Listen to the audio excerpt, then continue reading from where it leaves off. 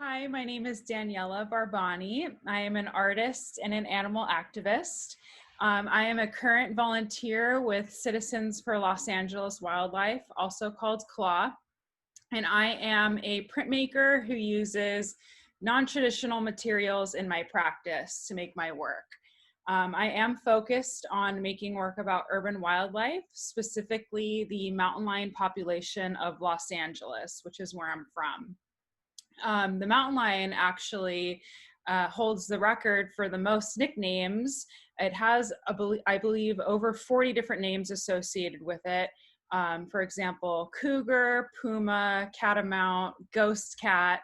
All of those terms are used interchangeably, and you'll hear me go back and forth between cougar and mountain lion, but I am talking about the same type of animal. Now, LA is actually one of two mega cities in the world that is home to these big cats, and the other being Mumbai. So that is actually really fascinating because Los Angeles is not a city that you would think of having such rich wildlife within its city limits.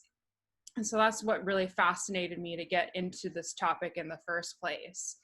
The Santa Monica National Park Service here actually tracks the mountain lions in LA by using GPS collars so that they can monitor where these lions are living, where they are roaming, and each lion, as it gets a collar, is given a tag number, and it starts with P1, P standing for Puma, and it goes in chronological order. So P1, P2, all the way up to P93, which is I think what we're at right now.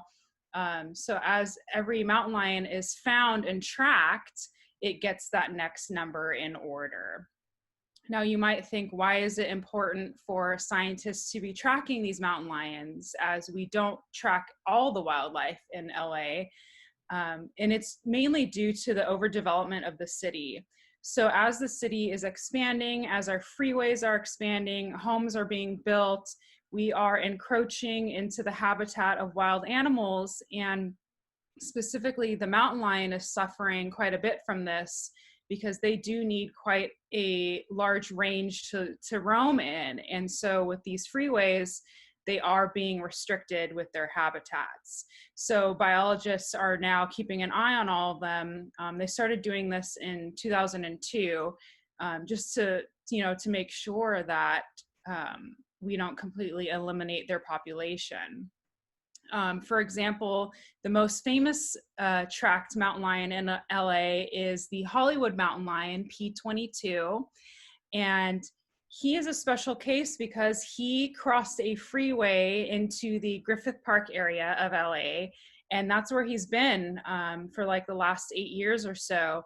He unfortunately is surrounded by 3 freeway systems, completely encapsulating him on this little island, and he has no mate in the area. So his lineage will not continue unless another female mountain lion can cross over the freeway into his territory.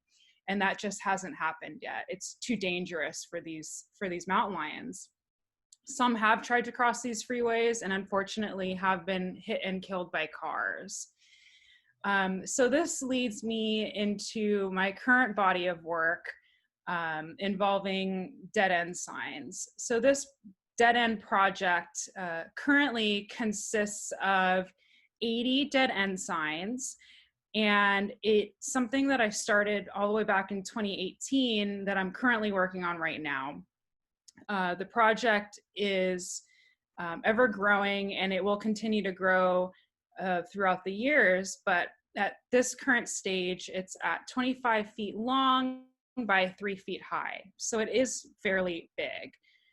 It does consist of a relief print of a portrait of a mountain lion along with its tag number that I printed directly on top of these aluminum signs. Now, those dead end signs are used in construction, they're used on roads. You'll see them out and about on the streets. And I'm using that dead end as a metaphor for the dead end lifespan of these LA mountain lions. Now you may notice that on all of the signs, only some of them are flipped and some of them are blank. The signs that are flipped represent mountain lions that have been killed due to human interference. So whether that be due to the freeway systems, mountain lions trying to cross the street, mountain lions that have ingested rat poison that people have put out, interspecies conflict due to lack of habitat space. Basically, anytime the National Park Service releases information about the passing of a mountain lion, I go and flip the sign commemorating the life of that mountain lion. Eventually, all of the signs will be flipped, and I will continue to make new signs as new mountain lions are found. Like, for example, this morning I read that there are 2 new mountain lion kittens that they recently tagged I believe it's P92 and P93. So they will be getting signs as well. Those won't be flipped until their death, however.